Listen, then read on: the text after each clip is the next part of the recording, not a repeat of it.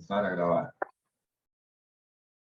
Entonces, ¿qué es la hidráulica? Ustedes probablemente ya han escuchado el término y están bastante familiarizados. La hidráulica es para nosotros la rama de la física que estudia el comportamiento de los líquidos en función de sus propiedades. Es decir, observa y analiza las propiedades mecánicas de los líquidos, dependiendo de las fuerzas a las que son sometidos. Muy bien. Tenemos nosotros acá en imagen a un actuador hidráulico. ¿De qué creen que es?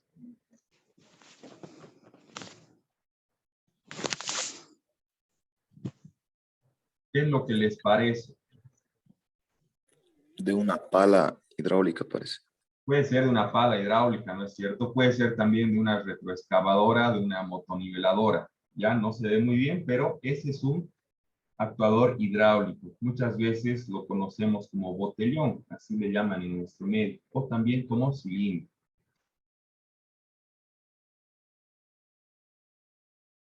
Ahora vamos a hablar de la utilización de esta energía hidráulica de la cual estamos nosotros hablando. En primer lugar, la energía hidráulica trabaja a elevadas presiones y permite transmitir esfuerzos grandes a través de actuadores lineales o actuadores rotativos. Tal como podemos observar, y justamente hace un momento hacíamos referencia, que nosotros utilizamos generalmente la energía hidráulica en la maquinaria pesada para realizar trabajos pesados. Acá tenemos una retroexcavadora, ¿de acuerdo? Podemos observar en la parte de la pala un actuador hidráulico y luego en la parte de la pala trasera tenemos tres actuadores hidráulicos. Acá, para las patas que estabilizan a esta maquinaria, tenemos otro actuador hidráulico, ¿no? Entonces, todos estos son actuadores hidráulicos. Ya les había dicho, también conocidos como botellones o si no, como cilindros. Se aplica en procesos manuales o automáticos. A ver, a nosotros la parte manual, en los procesos manuales, por ejemplo, ¿dónde lo vemos? En una gata hidráulica. Cuando estamos trabajando en el taller, estamos trabajando con un sistema hidráulico, ¿de acuerdo? Pero este es un sistema hidráulico manual. Para cuando estamos trabajando con sistemas hidráulicos automáticos, ya por ejemplo estamos trabajando con este tipo de maquinaria. Los procesos manuales se dan con la aplicación de la hidráulica pura. Nosotros para accionar una gata hidráulica tenemos que trabajar con la mano, ¿no? Para de esta forma poder elevar el vehículo. Los procesos automáticos se dan con la interacción de la hidráulica con la eléctrica y electrónica. Lógicamente nosotros para comandar un vehículo como estos, no sé si alguno tiene experiencia en maquinaria pesada, sin embargo, lo que hacemos es mover comandos que son sumamente suaves. O sea, nosotros no estamos directamente accionando las válvulas, sino que estamos accionando controladores hidráulicos, perdón, eléctricos o electrónicos, ¿de acuerdo? Bien, ejemplos de la energía hidráulica en el automóvil. ¿Qué imagen tenemos en el lado izquierdo? El sistema de frenos. Sistema de freno, excelente. Y en el lado derecho, ¿qué tenemos? La caja. Prensa disco. Ya, pero ¿qué se llama este sistema? Observa. Sistema de embrague. El sistema de embrague, correcto. Entonces pueden observar que nosotros aplicamos una fuerza sobre el pedal de embrague, ¿de acuerdo? Y esta fuerza es transmitida a través de un vástago hacia el cilindro maestro. Este es el cilindro maestro que trabaja conjuntamente con el depósito, con el reservorio. Bien, luego tenemos las mangueras, tenemos los conductos. Aquí tenemos un amortiguador del embrague, ya que normalmente no se ve, pero está en algunos casos como el que vemos en la imagen, lo tenemos también. Luego tenemos el cilindro auxiliar o el cilindro secundario, que es directamente el que trabaja sobre la horquilla. ¿De acuerdo? Este es un ejemplo de energía hidráulica en el automóvil. El sistema de embrague es mucho más sencillo que el sistema de frenos. Porque en el sistema de frenos nosotros ya tenemos al hidrovac o servofreno. Ya ustedes saben que el servofreno trabaja conjuntamente con el sistema de freno para que la frenada sea mucho más suave. ¿Y de dónde toma la energía para hacer más suave la frenada? La toma del múltiple de admisión, ¿no? Con la presión del múltiple que hay en este caso. Bien, ¿qué otro tipo de energía hidráulica tenemos en el automóvil?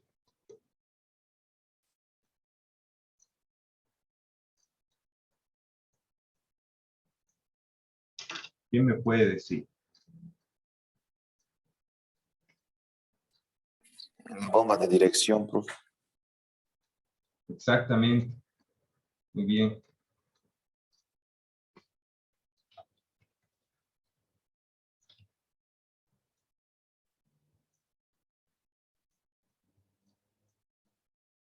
Y bueno, por último, tal como lo dice su compañero, tenemos el sistema de dirección. Esos son los tres tipos de energía hidráulica que tenemos en el automóvil, ¿de acuerdo? En vehículos livianos. Ya cuando estamos hablando de vehículos pesados, podríamos estar hablando de la energía neumática, ya en el tema de los camiones, en este caso, para el sistema de freno. Bien, ¿qué tenemos en la imagen de la izquierda? Una compresora. Una compresora. ¿De qué elemento? ¿De qué maquinaria? Es una compresora para cargar aire. Una compresora para cargar aire. Probablemente sea de un camión, ¿no es cierto? Para su sistema de frenos. Ah, parece Sí, más profe. uso de taller que de camión. Puede ser también, puede ser también. Sin embargo, acá, si observas, solamente tenemos al tanque. No tenemos al compresor propiamente. En los vehículos pesados, el compresor, ¿dónde se encuentra? En el motor, profe. Exactamente, el compresor se encuentra en el motor y es accionado por una polea. Entonces, este cilindro pertenece a un vehículo, a un camión, por ejemplo, ¿no? Para su sistema de frenos. Y en la imagen de la derecha, facilito. Una compresora. Una compresora. Exactamente, una compresora que puede ser para un taller mecánico o para un taller de gomería. Y bueno, acá tenemos probablemente un técnico acompañado de un manómetro para poder inflar una rueda en este caso. Bien, entonces vamos a hablar ahora de la materia, es decir, podríamos decir la materia prima que utilizan cada uno de estos sistemas. Para el caso de la energía hidráulica, los líquidos, y para el caso de la energía neumática, los gases o el aire. En primer lugar, la característica más importante de los líquidos es que no se pueden comprimir. ¿De acuerdo? Son incompresibles. Por otro lado, los líquidos también conducen presiones. Yo les hago una consulta. ¿Ustedes creen que uno de estos actuadores hidráulicos pueda trabajar con agua?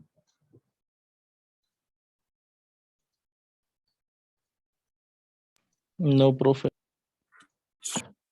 ¿Por qué? La temperatura, profe, tal vez.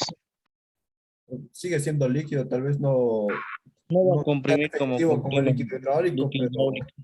Debe ser por su densidad, profe. No. Primero, Ademar, estabas hablando. Adelante. Debe ser por su propiedad de densidad, digo, porque el agua más líquida y los aceites luego son más viscosos, yo diría.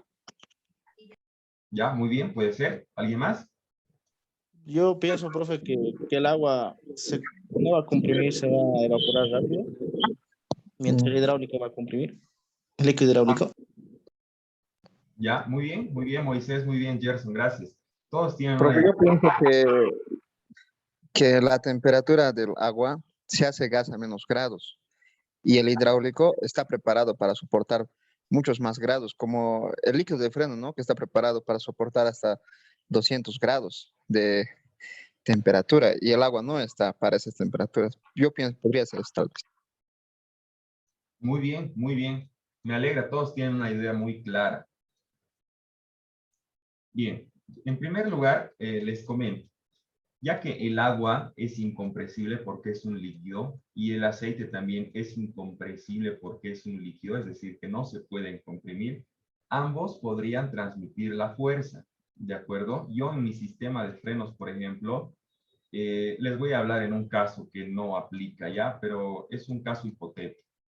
Si se me termina el líquido de frenos, puedo echarle agua y va a seguir trabajando. Mi pie va a seguir transmitiendo la fuerza hacia los frenos, ¿no? Hacia los discos y hacia los tambores. ¿Por qué? Porque es incompresible, igual que el aceite. ¿Cuál es el problema?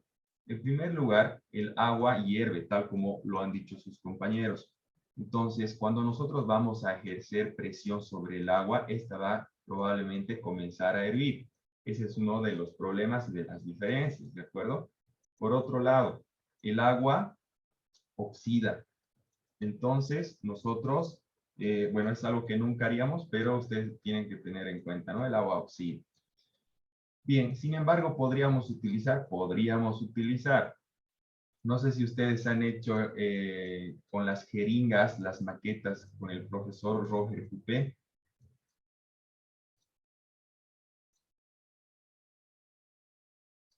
Bien, probablemente no lo hayan hecho, pero han debido ver en alguna parte, ¿no es cierto? A veces se hacen maquetas con jeringas, se utiliza agua o bien se puede utilizar aire.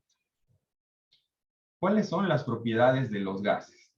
A diferencia de los gases, estos sí se pueden comprimir, es decir, a diferencia de los líquidos, ¿de acuerdo? Por eso mismo manejamos el término aire comprimido.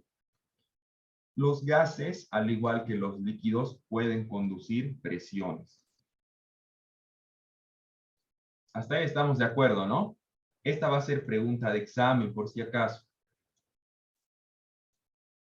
Ya, entonces yo les voy a preguntar por qué puedo utilizar agua en lugar de aceite. Voy a poner un caso práctico y ustedes, al igual que ahora, me van a describir el caso. ¿Cuáles son las ventajas de los líquidos? Tal como lo habíamos dicho en primer lugar, son incompresibles, ¿de acuerdo? Trabajan a altas presiones. Yo les pregunto, ¿cuándo ustedes han visto maquinaria pesada que trabaje con energía neumática? No existe, ¿no es cierto? No existe.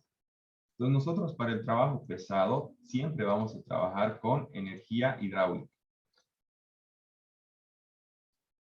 Desarrolla fuerzas ilimitadas dependiendo solo del tamaño de los actuadores. Lógicamente, un actuador, un cilindro o un botellón, como quieran llamarlo, de mayores dimensiones va a poder ejercer mucha más fuerza que uno de menor dimensión, es decir, de menor diámetro. La facilidad de invertir la marcha. Nosotros simplemente tenemos que tenemos que cambiar el sentido del líquido hidráulico. Nosotros, por ejemplo, al girar el volante, lo único que estamos haciendo es abrir una válvula que está permitiendo que el fluido vaya o de un sentido o si no, vaya del otro, para que de esta manera nosotros podamos mover la dirección. Entonces, tienen la posibilidad de invertir fácilmente el sentido de la marcha. Desarrolla movimientos suaves y silenciosos. Por las mismas propiedades del aceite, ustedes saben que es un líquido viscoso, entonces se dan los movimientos suaves, también son silenciosos. Bien, el control simple de las fuerzas y pares en los cilindros y los actuadores. Ustedes ya saben muy bien, cuando tenemos un sistema de dirección hidráulica, mover el volante es sumamente suave. No tenemos que hacer un mayor esfuerzo, a diferencia de un sistema de dirección mecánica. Fácil protección contra sobrecargas. Bien, en los sistemas hidráulicos nosotros tenemos una válvula de sobrepresión. ¿De acuerdo? Entonces, de esa manera se controla fácilmente las sobrecargas. Y a ver, entonces, el aceite, además de ser un líquido de trabajo, además de ser el elemento de trabajo de los sistemas hidráulicos, también lubrica los componentes. Eso por las mismas propiedades del aceite. Entonces, tiene la ventaja de ser autoengrasante. ¿Cuáles son las desventajas de los líquidos? Menor facilidad de implantación. ¿Eso qué quiere decir? Que es más difícil implementar un sistema hidráulico que implementar un sistema mecánico. ¿Por qué? Perdón, un sistema neumático. ¿Quién me puede decir?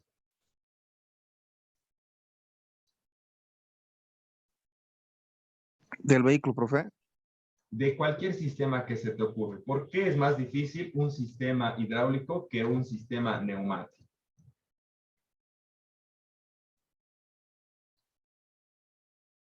Por la cantidad de componentes y por el compresor.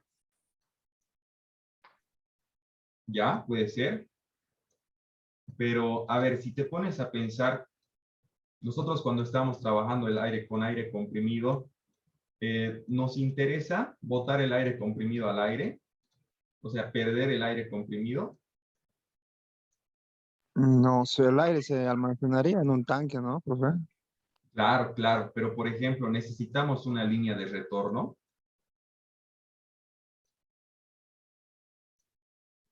No, se expulsa directamente. Exactamente. Exactamente, muy bien. O sea, no nos interesa a nosotros perder el aire comprimido. No tenemos que instalar una línea de retorno. Entonces, para los sistemas hidráulicos, nosotros tenemos que tener sí o sí una línea de retorno. Porque de otro modo estaríamos perdiendo nuestro material principal, de acuerdo al material con el que trabajamos. Entonces, por eso es que tiene una menor facilidad de implementación. Los componentes hidráulicos son de mayor peso y tamaño. Eso ustedes ya saben muy bien. ¿Por qué? Porque trabajamos con esfuerzos superiores en comparación de los sistemas neumáticos. Los movimientos son más lentos que en la neumática. ¿De acuerdo? Eso es también uno a simple lógica puede darse cuenta que los movimientos son mucho más lentos. No creo que ustedes nunca hayan visto a una pala cargadora que en 2 segundos ya haya levantado la pala y la haya vuelto a bajar. En cambio, ustedes han debido ver en algún taller, por ejemplo, un taladro neumático, ¿no? Nunca van a ver, por ejemplo, un taladro hidráulico. No existe eso. No es posible. No se logra esos movimientos rápidos con la hidráulica. Bien, menor elasticidad que el aire comprimido. ¿Ya? Luego, el fluido es más caro. Si nosotros hacemos un gasto al cambiar aceite en nuestro vehículo, y eso que es un aceite que de alguna manera es económico, para el caso de las maquinarias pesadas, para el caso de las maquinarias hidráulicas, es mucho más caro, ¿de acuerdo? Lógicamente, este aceite dura más tiempo. ¿Por qué? Porque no está en contacto con la suciedad como lo está un vehículo de combustión interna. Lógicamente, un sistema hidráulico, una maquinaria hidráulica, tiene también filtros, los cuales se deben reemplazar periódicamente. Pero no es lo mismo que un vehículo de combustión interna. Pérdidas de carga. Bueno, como en cualquier sistema también hay pérdidas. Personal especializado para la mantención. Bien, nosotros para los sistemas hidráulicos necesitamos personal capacitado, ¿ya? Porque son máquinas, en primer lugar, de grandes dimensiones y con las que tenemos que tener mucho cuidado porque son maquinarias que trabajan con elevadas temperaturas, además de elevadas presiones. Por otro lado, este personal, este técnico, tiene que conocer muy bien acerca de los sistemas eléctricos y electrónicos que trabajan conjuntamente con los sistemas hidráulicos. Ya les había dicho, no es lo mismo operar una gata hidráulica que operar un sistema hidráulico. Entonces, uno tiene que conocer muy bien las líneas. ¿Cuáles son las líneas de presión? ¿Cuáles son las líneas de retorno? ¿Cuántos orificios tiene una válvula? Las válvulas de sobrepresión, etcétera, etcétera, ¿no? Bien, y el fluido es sensible a la contaminación, bueno, como cualquier fluido. Ahora vamos a hablar de los gases. En primer lugar, tal como lo había dicho su compañero, el aire siempre está disponible y prácticamente a mí no me interesa perder el aire, es decir, botarlo al ambiente. Siempre está disponible y no nos cuesta. La compresibilidad del aire permite almacenar energía. También lo estábamos hablando hace un momento. Nosotros utilizamos los compresores. Comprimimos el aire y podemos almacenar en el cilindro sin ningún problema. La baja viscosidad del aire produce pocas pérdidas. Hace que éste se pueda transportar y usar con grandes velocidades. Entonces, habíamos hablado también hace un momento de la analogía con un taladro. Taladros hidráulicos no existen. Taladros neumáticos, claro que sí existen. Otros elementos neumáticos. A ver, ¿quién me puede decir?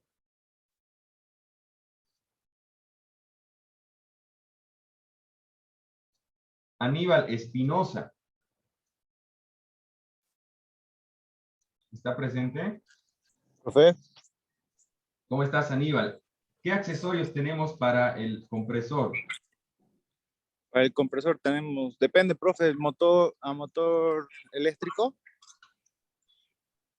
un pistón, un filtro de aire, un tanque que sería el depósito, manómetro y mangueras de presión. Ya, muy bien. Aníbal, pero por ejemplo, cuando quieres inflar aire, ¿qué es lo que le pones?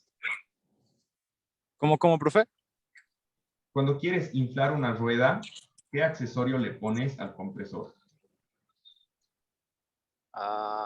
Cuando quiero inflar una rueda, el pico para el inflador.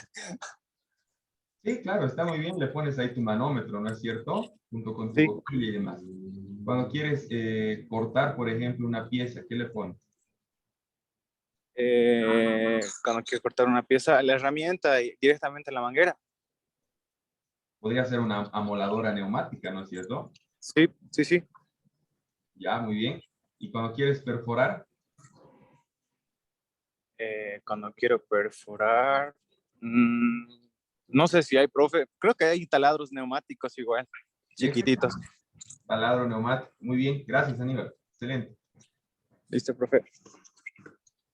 Entonces, tal como lo ha dicho su compañero, estimados, nosotros utilizamos herramientas neumáticas que son bastante rápidas, ¿de acuerdo? Eso tienen que tener bien en claro. Cuando estamos hablando de energía neumática, estamos hablando de rapidez, pero de poca fuerza. Cuando estamos hablando de energía hidráulica, estamos hablando de fuerza elevada, pero estamos hablando de velocidades bajas. Pregunta de examen, muchachos.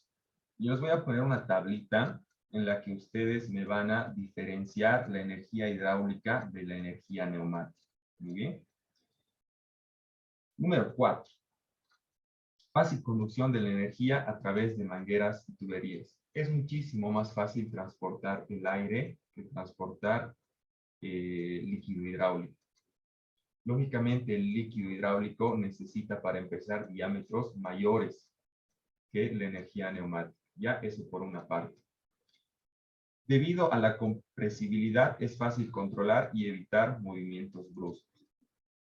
No es necesario aclarar este punto. No se necesita tubería de retorno como en la oleodráulica o hidráulica. Eso habíamos hablado también hace un momento. Una diferencia muy importante es que para la energía neumática yo no necesito retorno. Por tanto, mi inversión, si es que yo quisiera implementar un sistema neumático, va a ser mucho menor que si yo quisiera utilizar un sistema hidráulico. ¿Se pueden hacer circuitos lógicos? Sí, se puede hacer. En la energía hidráulica igual se puede hacer, no hay ningún problema. El mantenimiento es relativamente sencillo. Eso ustedes ya saben muy bien. Cada cuánto le hacen mantenimiento a un compresor. Bueno, hay personas que ni siquiera le cambian su aceitito. Aplicable a lugares donde existe peligro de explosión debido a chispas. Este también es muy importante. ¿Cuál es la ventaja de la neumática sobre la hidráulica? En primer lugar, la neumática, el aire propiamente, no es inflamable. En cambio, el líquido hidráulico, por supuesto que es inflamable. Uno corre muchísimo más riesgo.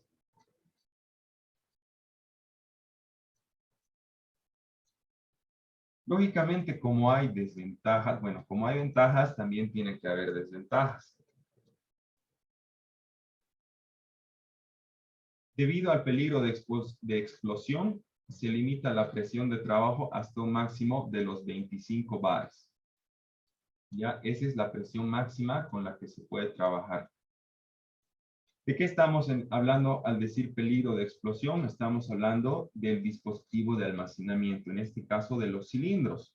Pueden llegar a explotar, por supuesto. Entonces, se limita la presión hasta los 25 bares. La baja viscosidad del aire. El aire, por supuesto, que no tiene viscosidad relevante, es igual que el agua, ¿no? Hace que su efecto de amortiguación sea bajo. Cuando han trabajado ustedes con pistolas neumáticas o con cualquier otro accesorio neumático, han debido ver que es brusco, ¿no? O sea, es como un golpe que uno siente. La energía portante del aire no se puede usar en su mayor parte. Aparecen algunos problemas en la instalación como ruidos molestos, fugas, condensación y formación de hielo. A ver, ustedes cuando, no sé si ustedes utilizan desodorante en aerosol, pero bueno, para las personas que utilizamos desodorante y para las personas que utilizamos desodorante en aerosol, sabemos que cuando nos estamos aplicando, la misma lata comienza a enfriarse. No sé si han sentido esto alguna vez. Entonces, a menor presión va a haber menor temperatura. Pasa exactamente lo mismo con los sistemas neumáticos. Entonces, por eso nos dice que hay la probabilidad de que se forme hielo. Por otro lado, para los accesorios, han debido ver que son accesorios ruidosos. Siempre suena, ¿no? Siempre suena. Es un ruido bastante desagradable. Entonces también se tienen que utilizar eventualmente supresores, silenciadores, ¿ya?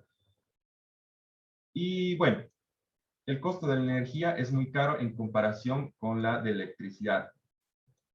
Para los que han estado trabajando en talleres, probablemente ya sea la mayoría, han debido ver que sus jefes de carrera nunca quieren tener el compresor encendido. Uno quiere comenzar a trabajar, utilizar la pistola neumática y su jefe les dice, no, utilicen la llave de cruz nomás. ¿No? Entonces, ¿eso por qué? Porque el compresor consume bastante energía eléctrica. ¿De acuerdo? Bien, entonces vamos a hablar de las semejanzas y diferencias, ventajas y desventajas entre sistemas hidráulicos y neumáticos. Bueno, ya lo habíamos mencionado hace un momento, vamos a verlo esta parte de forma más rápida. Tanto la energía hidráulica como la energía neumática transmiten energía de presión a través de tuberías o mangueras para realizar trabajo mecánico. ¿Cuál es el objetivo de la energía hidráulica y de la mecánica? Obtener trabajo mecánico, es decir, transformar la neumática o la hidráulica en energía mecánica. Lo mismo pasa con un motor de combustión interna.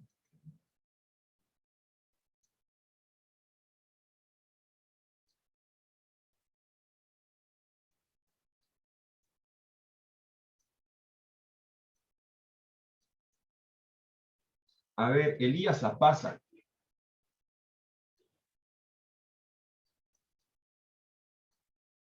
Elías Apaza, ¿está presente? Elías, Sí, profe. ¿cómo estás, Elías? Buen día. Te pregunto, ¿qué energía en el motor de combustión interna convertimos en mecánica? ¿Y de dónde obtenemos esta energía?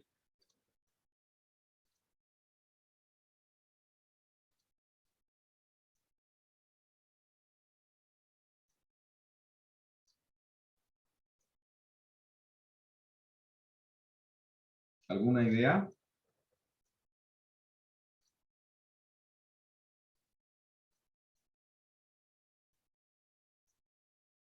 ¿Algún voluntario que tenga alguna idea? El motor, profe. En el motor de combustión interna, en el motor Otto, ¿qué obtenemos? Energía mecánica. Pero ¿qué tipo de energía transformamos en mecánica? Química, profe. Química, muy bien. Arévalo, Danilo, te voy a dar un punto extra. La energía química se transforma en energía mecánica en un motor a combustión interna, ¿de acuerdo? Eso no se tienen que olvidar. Danilo, ¿y de dónde sacamos esta energía química? De los combustibles, ya sea diésel Gasolina. o gasolina.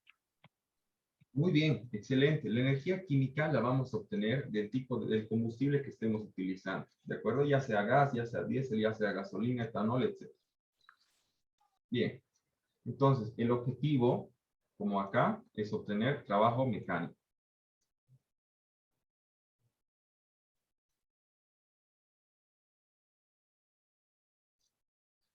Bien, nos estamos quedando sin tiempo. Voy a cortar la reunión y nos vamos a ver esta vez, por favor, en 5 minutos. ¿De acuerdo?